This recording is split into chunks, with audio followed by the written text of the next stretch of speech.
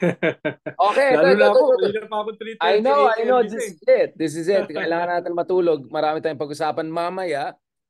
So there's an upcoming debate. Ito mga favorite Thunderbirds na si Biden versus Trump.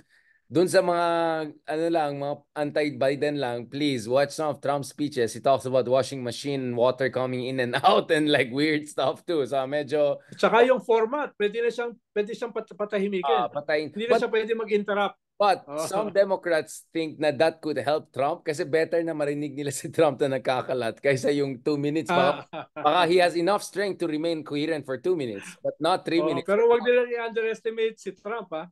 Yung No one, I populism think no niya, one is. I meron think pa niyan. Merong audience yan.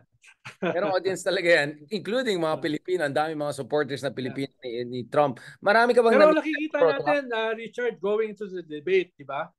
Nagbago yung kwan. Since nung conviction ni Trump, medyo dumikit o baka lumamang pa si Biden doon sa Lamang na si popular vote. Biden sa Fox News, sir. Popular vote. Mismo sa Fox News, no? Ang problema yung Electoral College. Ang prediction nila, dramatically lamang pa rin si Trump. Huwag natin kalimutan, hindi popular vote ang nagdedetermine ng presidente. It's the Electoral College. At sa kanilang survey, yung Swing Electoral states. College, Yeah, swing states. lamang pa rin si Kwan. Lamang pa rin. Ang laki ng gap, ha? Ito yata yung biggest gap between the popular vote and the Electoral College. Yeah, No? if ever, no. So, Yeah. Kaya kailangan maunawaan ng worse than Hillary. mga Baka Pinoy worse than Hillary. listeners. Magkaiba yun, ha? Magkaiba yun. Popular vote, baka lamang na si Biden after the conviction. Pero sa Electoral College, lamang pa rin si Trump. Oh, he might lose the swing states. Tignan natin, of course, the surveys also on the swing states. Yeah. The last one, the detailed one I saw was from New York Times kung saan lamang si Trump. But let's see. At least sa Fox News, it shows that there's a little bit movement in the other direction. Anyway, I think no one will really know until the day comes kasi it's sa sobrang hati ang United States ngayon. This is gonna go down to a few counties. I don't know, in Georgia. Yes. I don't know Tama. if Florida is still up for grabs, but yeah, I don't know, Michigan and some of these places. And then the big question, yung mga galit kay Biden, Tama. Gaza At, issue. at yung mga surveys this past two elections, medyo inaccurate. Sablay na. Diba? And look at what happened in India. Umiyak literally on national TV yung isang polls. Yes. Sobrang sabay yung survey nila, di ba? Yes. Survey nila 400 yung Team Modi. Akala nila, isi-sweep nila, di ba? And it's the opposite. All the surveys tell that. Pero Sobrang nagkamali. palpak. At mga Indians, magaling sa math mga yan. So don't underestimate them. Porkit mahirap silang bansa, it doesn't mean their pollsters are not good. They have legit scientists and social scientists. Yun lang, talagang mahirap na sa panahon ngayon because people are also not very honest in the pollsters anymore, right? Oo nga. They Parang don't yung, trust survey parang yung agencies. poll between Hillary at saka Trump. Maraming mga voters na na-survey. Ayaw nilang aminin na Trump sila. Pero pagdating ng election, bumoto sila kay Trump. Kaya hindi nag-reflect sa survey. Pero nangyari rin yun nung incumbent si Trump. Akala ng mga Republicans, isi-sweep nila yung Congress at saka yung Senate. Nagkamali sila. Diba? Nagkamali sila. Meron palang latent na distrust kay Trump do sa mga swing voters. So, ibig sabihin, two elections, medyo inaccurate.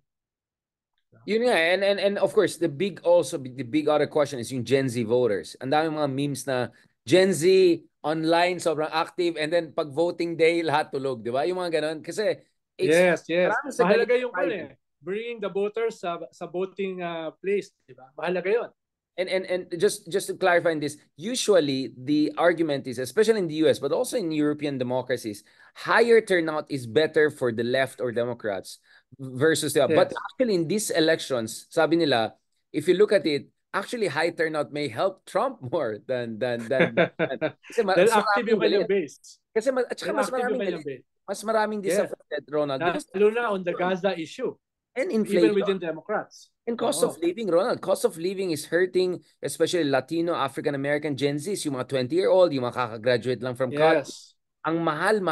Sobrang expensive ang US ngayon. Grabe. So, cost of living. Saka criminality is an issue sa election. Well, actually, it is an issue in elections, but the actual statistics show a more actually better situation. But yun na, ang mo makita ng mga kriminal. Ang pabor kay Biden, yung reproductive health, yung abortion. Diba? Absolutely. Karamihan ng mga American women ay pro-abortion, pro-choice. Kaya yun ay nakakatulong kay Biden at saka sa Democrats.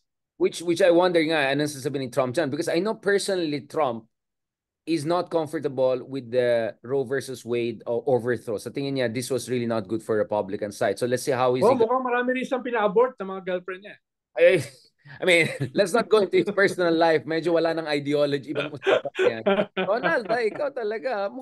Medyo malapit ka yata sa Trump Tower. Nakikita mo ba si Trump Tower from dyan? Kapila yata yung Trump Tower. Hindi, natutuwa lang ako sa kanyang hypocrisy.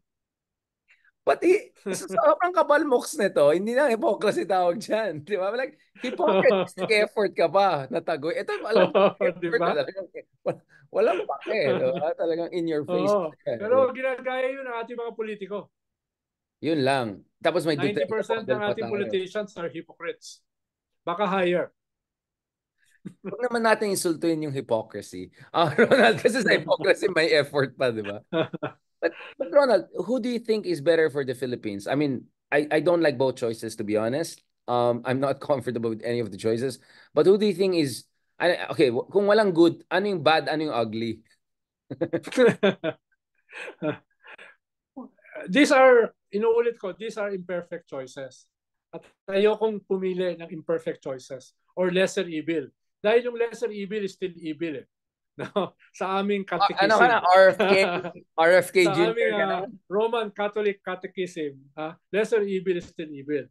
Pero, siyempre, balance sheet, mas lamang naman si Biden in terms of modernity.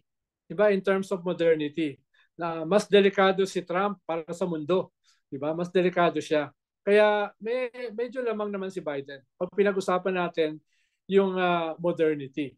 Pero yung modernity, lalo na dominated by neoliberal capitalism, ay also masama para sa mga bansang katulad natin. No? Kaya habang may ganong klaseng tanong si Richard no, about sino ba ang lesser evil, no, ay medyo marami akong reservations tungkol dyan. Pero kung ganyan ang pagkakapackage ng tanong, medyo lamang naman si Biden. Dahil at least hindi siya pre-modern like Trump. No? I heard all the pro-Trump arguments na, he's transactional, he doesn't care about ideology, etc. He's gonna end the war in Ukraine, tell the Ukrainians, wrap it up, make a deal with Putin, so that will stop, markets will recover. And then, supposedly he's tougher on China dahil yun talaga yung kalaban ng US. That's what also surveys say, that far more Americans are concerned with China compared to Russia, Iran, or North Korea. I doubt it. Pero ako, exactly, ang point ko naman is, even if, okay, of course, one counter argument would be, but he could also cut a direct deal with Xi Jinping, diba? Not to mention business deals in China. Pangalawa, he could pick fights and wars right and left because he's just so unpredictable, right? And he just doesn't have... Yes. And he's gonna be way older this time. People, at sabi ni Tigong, best friend daw niya si Trump. Sabi ni Tigong. Dahil kinantahan pa niya, di ba? Kinantahan pa niya si Trump eh. No? Tuwan-tuwa sa kanya eh. No? Pero tignan mo tingin ko fundamentally hindi naman magbabago yung foreign policy ng US kahit under a Trump presidency dito sa South China Sea, dito sa ating Indo-Pacific region. Pero tignan mo si Trump nung usapin ng TikTok na binabanatan, na bine-weaponize ng China sa US at ang decision ng US kung hindi nila yan ibebenta sa mga US capitalists ay papaalisin nila, ibabaan nila. Pero tignan mo yung bipartisan agreement against TikTok, Republicans at saka Democrats, nilabag ni Trump. Si Trump naging pro-TikTok. Kaya may ganung element ng unpredictability eh. Gen Z ang gusto niya. Yes, kahit ang tingin ng China sa kanya ay anti-China, ang tingin pa rin sa kanya ng China ay siya ay isang negosyante. A businessman who will do business. Ibig sabihin, transactional. Very transactional siya. Compared to Biden, compared sa Democrats, na ang tingin nila ay mas ideologically opposed to China. Diba? Yun yung nakikita ng China na kaibahan eh. No? Itong populist na ito, because of his populism, opposed siya sa China.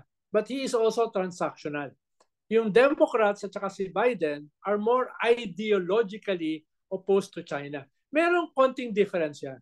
May konting difference yan. No?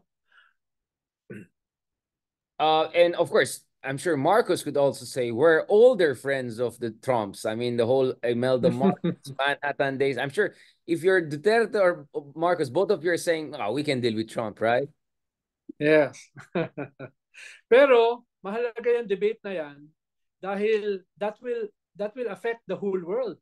That will affect our region. That will affect the Philippines. We cannot deny that. Kaya lahat tayo nanonood yan eh. Hindi yan election lamang sa Amerika. It's an election for the world. And although I doubt many people will watch it directly, especially swing voters, but I think everyone will watch the TikTok highlights version at doon magkakaroon ng labanan. Sino mas nagkala? Sure, every side. Richard, maraming mga Pilipino rito sa Amerika ang pro-Trump.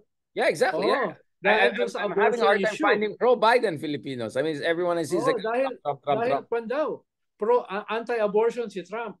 No? Maraming naniniwalang Philip sa ganung klaseng hypocrisy. I don't know if you saw that clip na sobrang nag-viral.